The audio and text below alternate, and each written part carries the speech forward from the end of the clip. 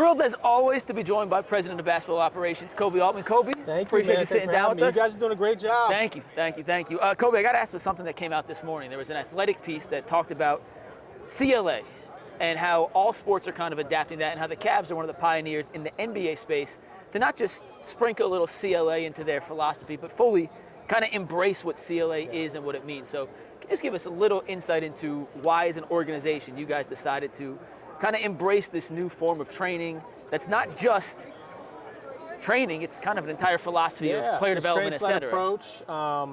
When we were interviewing Kenny last summer, and Kenny was obviously overseas with Team France, we heard he came with this sort of player development background, which we knew very well from his time in Brooklyn and how he developed that roster. But for us, the big thing was, how are we going to internally grow? We knew we had the talent here. We knew we had young, budding stars. We actually, half the interview was about Evan Mobley and how we were going to get him better, not just on the basketball court, but off. Mm-hmm. And what are the new philosophies? So what's the trends in not just the NBA, but the landscape of all sports? And how are teams training to get guys better for real, I say real life decisions, real decisions on the basketball court? And so you create these atmospheres of a lot of challenge. And you could see our guys sort of picking it up early in training camp last year. But to go back to Kenny, sort of sold us on, look, I believe in this. I think this works. We got to hire a staff that believes in this. We have to hire more personnel that can get on the court with guys to sort of mimic what they're going to see in NBA games. And so to me, it all came together. I was like, man, this is exactly what we need. Obviously, the coach that's driven to develop our guys. And you saw last year, sort of every single player had the best years of their career, and most efficient as well.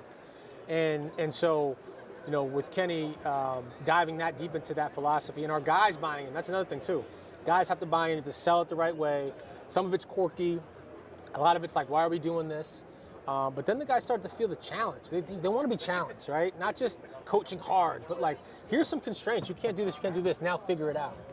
And so to see the guys figure it out and create solutions on their own is really, really cool. But it's also like gratifying knowing that we were kind of on the cusp of something new.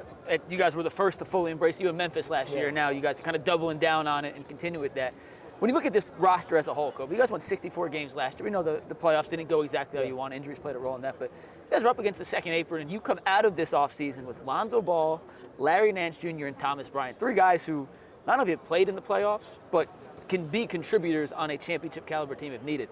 How pleased are you with how the overall offseason kind of gone to bring in three players of that caliber? Yeah, it's interesting because I'm even more excited about the internal growth that we've had. And I mentioned that during the press conference of like, how much better Evan got this offseason and what Donovan's doing intentionally and Darius's work that we almost forgot, like, man, we actually did really well with our acquisitions when you think of the constraints you're under. Exactly. Right? Constraints-led approach for the front office, right? I like that. I like that. You have your second apron, and you get stripped of a lot of abilities. And so the Lonzo trade fit perfectly. We couldn't go too high or too low when you're in the second apron. So that worked out well. But to be able to add a Larry Nance Jr., who could have gone other places, had different options, had more money on the table, really wants to come back and win a championship. I think our culture was a big selling point. And then Thomas Bryant, too, who sort of waited out the summer because he wanted to be on a competitive team. And so he comes, and I wish we had some of those games back where he hit those threes against us. So, yeah, absolutely. Played into the finals. And he brings an energy, a toughness, a spirit about him. But to your point, when you're over the salary cap, you're heavy into the tax, you don't have many options. And what has to do the talking for you is chance to win, your culture, the head coach, right? The head coach has to get on these calls and pitch what we're selling. And also the atmosphere and camaraderie that we see. We get that a lot. It's, man, your bench is, like, the bench is real. It's genuine. Like, they're enthusiastic. And so we play a style of basketball, and we have a culture here that we can be fortunate enough to add guys on minimum contracts that want to be here. You mentioned Evan a second ago. I didn't get a chance to ask Kenny this, so I want to ask you instead. I have bought every Evan Mobley stock available. I am fully on board that Evan Mobley can be the best player on a championship team, a top 10 guy in this league, a top 5 guy in this league. You talk about the internal development of players, whether it's Darius, Donovan, Evan, and you said on Tuesday last week, Evan made a giant jump last year. and he still has room to grow. So when you guys look at Evan from an organizational standpoint, what are those areas do you think Evan still has the ability to grow into in this upcoming season? Yeah, I mean, look, he's 24 and he's sort of growing into his own body. So I think there's a evolution just from physical standpoint, right? Where you just become a lot stronger, and now your abilities and your superpowers get even more magnified just because you're stronger. But I think, with Darius being down and Max being down, we're going to see him handle the ball a lot more. And he was very intentional this offseason as how do I alleviate some of the pressure for these guards? Like we saw in the Indiana series, right? Darius is down, and now it's Donovan fighting small guards to get the ball up across half court, and now we're worn down. And you're being pressed the whole time, too. Exactly. Where's our pressure release coming from? Pressure release, I should say. And that's Evan. And I think a lot of the things we can do out of Evan in terms of how we play with him, his offensive prowess, him handling the ball, him being sort of initiator. I think you're seeing a lot of the evolution of that. But one of his goals was, I want to win Defensive Player of the Year again this year. So he's not losing his bread and butter. He still wants to impact the game that way. And I think, this is year 5 for him. Has never had a losing season in his career. Has had played in postseason basketball since he's been here. He has now some adversity behind him. He has perspective, and I think he's ready to take that next jump. When you look at Darius, and we saw Darius walk through, I don't know where he is at this point, but noticeably bigger. Like, he definitely put on some size. I'm trying to tell you guys, he couldn't touch a basketball for 6 weeks, and so he had to go to the weight room, which to me, that was a good offseason for him. He doesn't need the talent. It's like riding a bike, right? Like for him, he can go out and hit a step back tomorrow. It's the strength, like you said, and more stout, and getting ready to have that armor to go up against some of these tough teams we're going to play in the playoffs. But this is, I'm sorry to cut you off once your question. No. This is better than my question. I asked him, I said, today I saw him, I said, man, what media day is this for you? He said, 7. Yeah. I said, is this year 7 for you? I said, no way. And he said, yeah, it's just year 7. I was like, do you have a perspective on that? He was kind of like, nah, I can't believe it. I'm like, you're 25 years old and this is year 7. Because we threw him to the wolves. He started since day one, 18-year-old, 19-year-old rookie to where he is now. And he's setting himself for real success, and he's still young. And he had the best year of his career last year.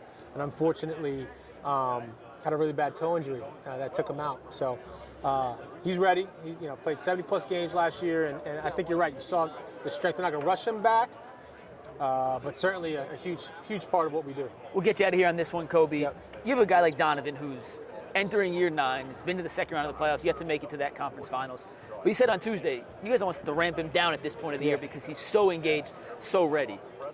For the rest of the team, when your best player and your leader brings that level of intensity, focus, and commitment at this stage of the season, how does that trickle down and impact the Evans, the Jareds, the Dariuses, the Maxes, the DeAndres, all the way down to the two-way guys and the upcomers like Naquan Tomlin and Luke Travers? We're really fortunate that, Donovan Mitchell and Evan Mobley were here in the second week of September, because everything else falls in line. Yeah. Right. You always say we'd love for guys to come back to Cleveland, which happens a couple times during the summer, but we really want to get you back in September to be here and to start the work and to start team building and to be around the guys and play pickup, not just 2 or 3 days before media day, which happens, right? When you have your 2 best players in town in mid-September, everybody else follows. And Evan, taking cue from Donovan, who's a great leader, had a player-led minicamp in LA. That's awesome. Right? Yeah. And most of the guys were out there. Maybe 2 or 3 guys were missing. Donovan follows suit and has a minicamp in September in New York with everybody there, right? And so now you have your 2 best players, right, your stars, leading this summer into September, right? And that to me is we're so fortunate. It's a blessing to have Donovan as the leader he is, but to have that trickle down to Evan, right? That then trickles down the whole roster, because if those 2 guys are here and they're playing this hard and they're working this hard, everyone else better be.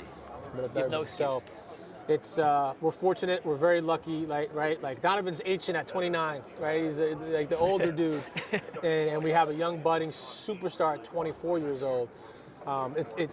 We have a tremendous responsibility to make sure we keep those guys heading in the right direction. But this is player-led right now, which is great.